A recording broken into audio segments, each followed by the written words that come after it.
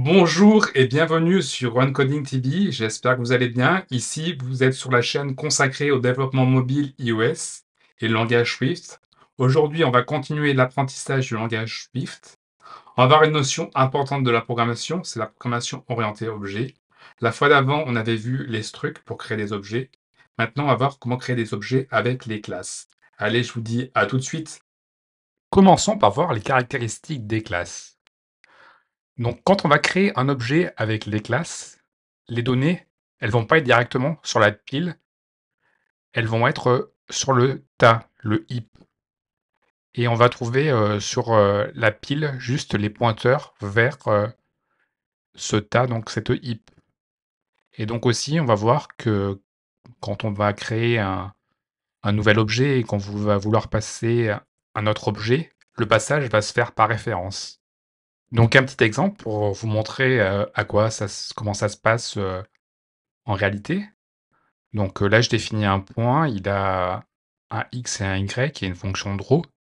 Et quand je vais créer un point, donc on voit que on va créer une référence, un pointeur dans la stack qui va pointer vers le heap. Si on revient sur les objets créés avec les structs, donc on va voir que les objets vont être directement stockés sur la pile. Donc ici, point 1 et point 2 vont être directement stockés sur la pile. Et aussi, on voit que si on veut affecter point 1 à point 2, on va faire une copie de point 1 dans point 2. Et par contre, si on modifie une valeur x de point 2, elle va pas être modifiée dans point 1. Tandis que avec les classes, on aurait passé une référence de point 1 et en modifiant x, on aurait modifié pour point 1 et point 2.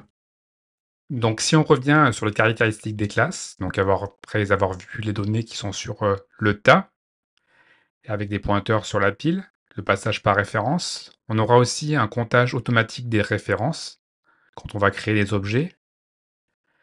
Donc, les classes vont obéir à la programmation orientée objet. Donc, on va créer des objets, on va encapsuler des propriétés et des fonctions à l'intérieur de ces classes. Avec les classes, on va pouvoir faire de l'héritage. Ça, c'était pas possible avec les structs.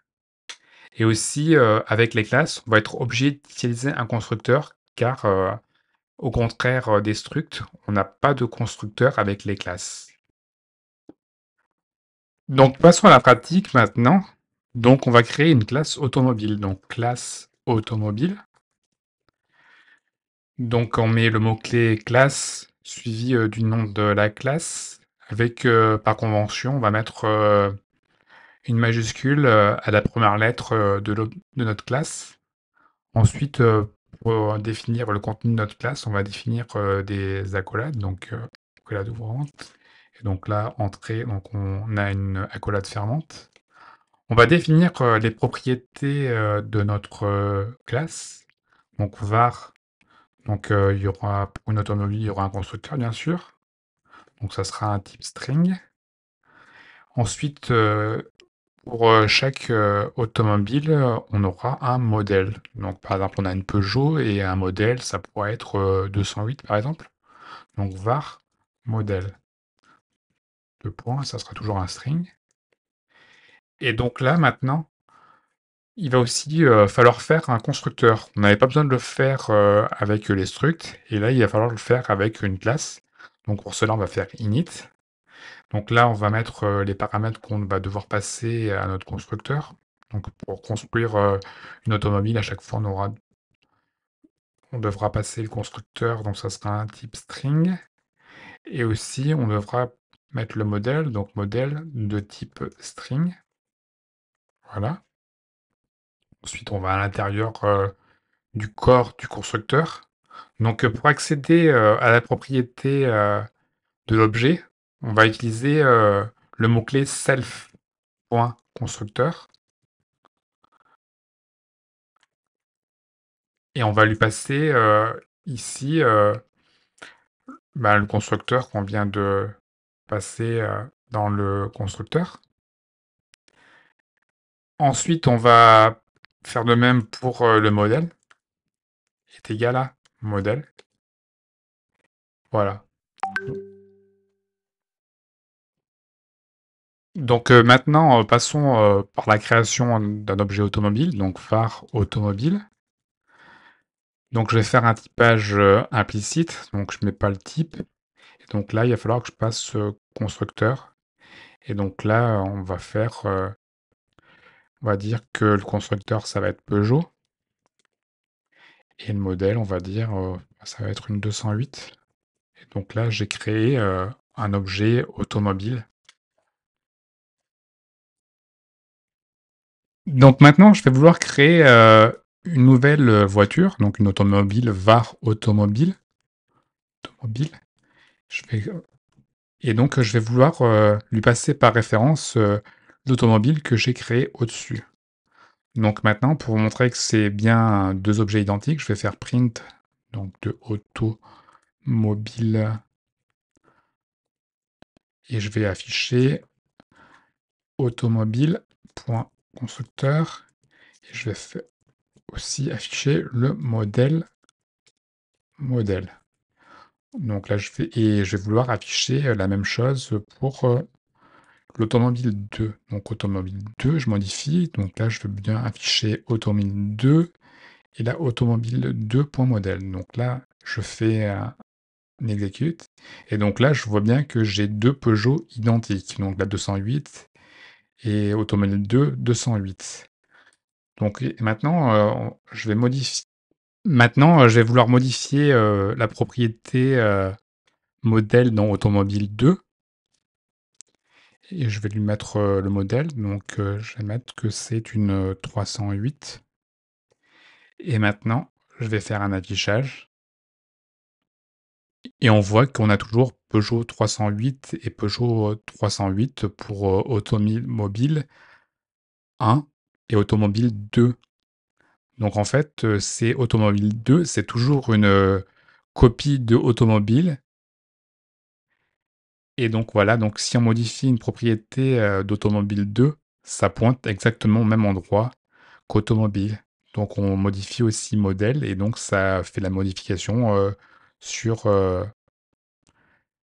sur le même objet.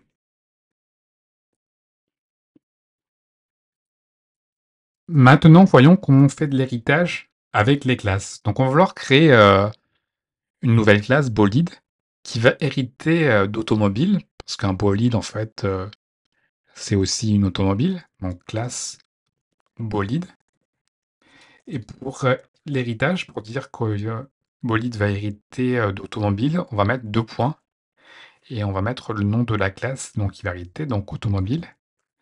Et maintenant il va falloir que je mette les classes, non, les propriétés de cette classe bolide.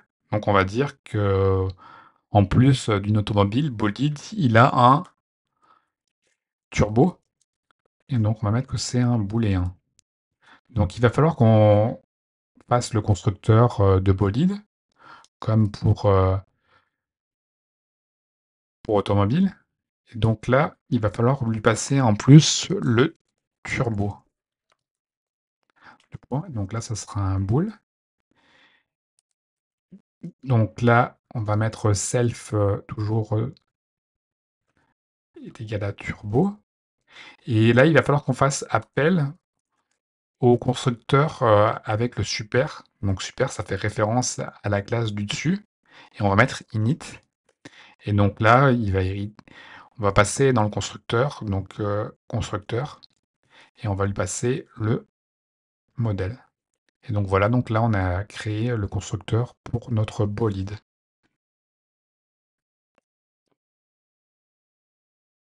Donc là, il a fallu que je supprime le override en init. Et donc voilà, on a notre classe bolide. Et donc maintenant, si je veux créer une var bolide est égal à bolide. Et là, je vais devoir lui passer, donc on va dire que Porsche. Donc ensuite, on va dire que le modèle, je sais pas, enfin, moi, on va le modèle, c'est un modèle GT, on va dire. Et il a le turbo à Sroux.